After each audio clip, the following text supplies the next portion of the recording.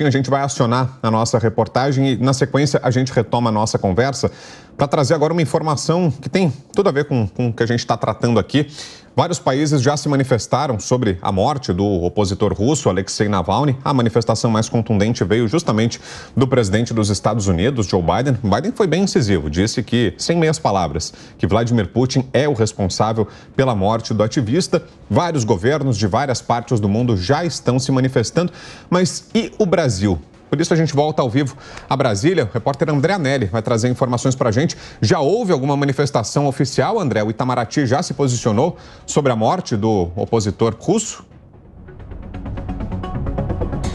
Ainda não, viu, Brown? Até o momento, o presidente Lula ainda não se manifestou em relação à morte do opositor de Vladimir Putin, Alexei Navalny. O Ministério das Relações Exteriores também não emitiu nenhuma nota sobre a questão, o que faz com que o governo brasileiro permaneça em silêncio, diferentemente de diversos outros líderes mundiais. Como você citou agora há pouco, né, Brown? O presidente americano, Joe Biden, disse que Putin é responsável pela morte de Navalny.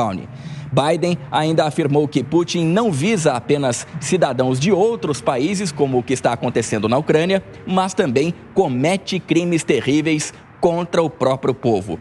O presidente da França, Emmanuel Macron, disse que a morte de Navalny mostra a fraqueza do Kremlin e o medo de todos os oponentes. O chanceler da Alemanha, Olaf Scholz, usou as redes sociais para dizer que está triste com a morte de Alexei Navalny. Ele defendeu a democracia e a liberdade na Rússia e disse que Navalny aparentemente pagou pela coragem com a vida. O chanceler ainda disse que a notícia terrível mostra mais uma vez como a Rússia mudou e que tipo de regime está no poder em Moscou. O secretário-geral da Organização do Tratado do Atlântico Norte, Jens Stoltenberg, ele disse que a Rússia tem questões sérias a responder, disse que Navalny tinha sido uma voz forte em defesa da liberdade e da democracia e afirmou ainda que a OTAN e os aliados pediam há muito tempo a libertação de Navalny. Isso acabou não acontecendo. Navalny supostamente morreu na prisão, causas ainda desconhecidas ou pelo menos ainda não esclarecidas por parte do Kremlin, do governo russo e, diante disso tudo, o silêncio do governo brasileiro. Até o momento, nenhuma manifestação do presidente Lula, que está na África, e também nenhuma manifestação do Ministério das Relações Exteriores. Brown. Vamos seguir no aguardo. Já são agora cerca de 24 horas. Foi mais ou menos nesse horário, na manhã de ontem, que saiu a notícia da morte do Alexei Navalny. Por enquanto, um dia depois, nenhuma manifestação oficial da chancelaria brasileira. Vamos aguardar. Valeu, André Anelli. Obrigado mais uma vez pelas informações. Bom trabalho, André. Retomamos aqui a conversa com o professor José Niemeyer, ao vivo aqui com a gente no Jornal da Manhã.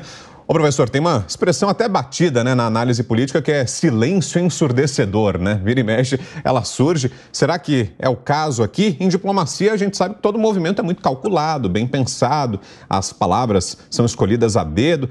O silêncio, imagino que também tem um significado, né? Se manifestar ou não se manifestar é uma escolha, né? Nesse caso, o que é que significa, professor? Como é que o senhor interpreta esse silêncio do governo Lula?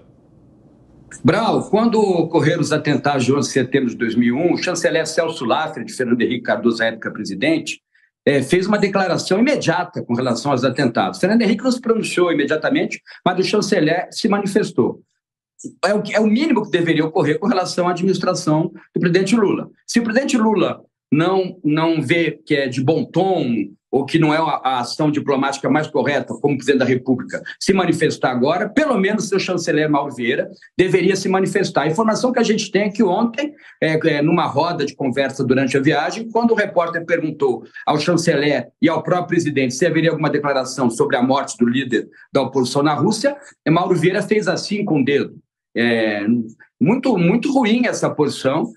Pelo menos a chancelaria brasileira deveria se posicionar criticando o que ocorre na Rússia. Se não quer dizer que houve o assassinato, porque o governo brasileiro pode estar trabalhando sobre a hipótese de um processo de investigação, isso é correto, mas que pelo menos mostre que na Rússia parece que as questões não caminham bem quando se trata da oposição, que vem sendo eliminada de maneira corriqueira na Rússia. Então, precisa, sim, de uma declaração de, pelo menos, do chanceler Mauro Vieira com relação ao que aconteceu ontem na Rússia. Muito bem, nós conversamos então com o professor José Niemeyer. Muito obrigada pela sua participação aqui no Jornal da Manhã, foi esclarecedora, professor. Elisângela, eu te agradeço ao Brau e dou um abração aos ouvintes e assinantes da Jovem Pan e um bom final de carnaval a todos. Para vocês apesar que já terminou o carnaval. Zé Maria, então agora a pergunta é para você, esse silêncio todo do Brasil, né? A gente sabe que existem implicações políticas também, algumas situações são complicadas de serem ditas, mas neste caso, qual seria o melhor posicionamento do Brasil? Pois é, Elisângela, você disse muito bem sobre esse cuidado aí na diplomacia.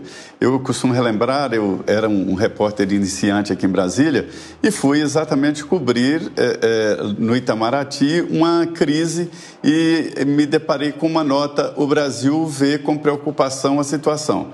E saí de lá decepcionado, achando que não tinha lead, não tinha assunto para uma matéria. E um repórter mais experiente disse: olha, o Itamaraty tem linguagem própria. Esse ver com certa preocupação já é uma coisa grave. Chamar o embaixador para dar explicações é quase uma declaração de guerra. E aí eu entendi. Então, o silêncio, pelo menos momentâneo, já é um comunicado do Itamaraty no sentido de: olha, vamos olhar melhor, nós não estamos interessados em criar pendengas e nem pendências com Vladimir Putin. Ele já esteve no Brasil, no governo Dilma, né? E teve uma conversa aqui com vários representantes, o Putin, e atualmente existe uma relação do Brasil com a Rússia. A Rússia depende, o Brasil depende inclusive de algumas importações da Rússia, principalmente fertilizantes, aqui para o nosso agronegócio. Então, uma relação muito delicada. E as relações internacionais hoje vão muito além de países amigos ou relações diplomáticas, mas sim uma visão mais mercadológica. E é isso que está regendo essa relação. Então, o governo brasileiro só deve se posicionar se houver um indicativo forte de que realmente há uma investigação e que o Putin seria o mandante aí do assassinato do adversário político, que seria terrível.